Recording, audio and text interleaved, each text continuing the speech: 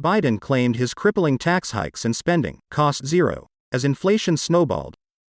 Amid reports Democrats are once again attempting, and failing, to revisit their on-again, off-again plans for massive tax hikes and more inflationary spending, it's worth remembering that just 8 months ago, when the administration dismissed inflation as transitory, President Biden bragged that his then $5 trillion tax and spend bill was paid for, and would cost zero.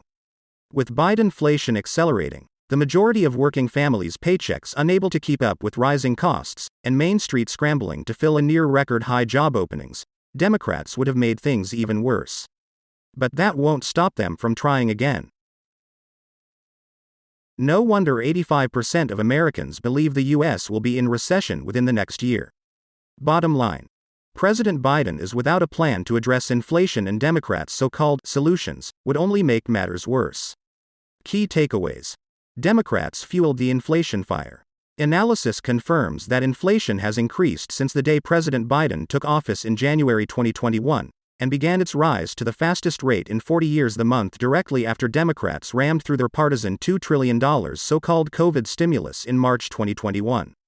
Former Obama-Biden administration officials, including Director of the National Economic Council Larry Summers and former Chairman of the Council of Economic Advisers Jason Furman, warned against Democrats' $2 trillion bill.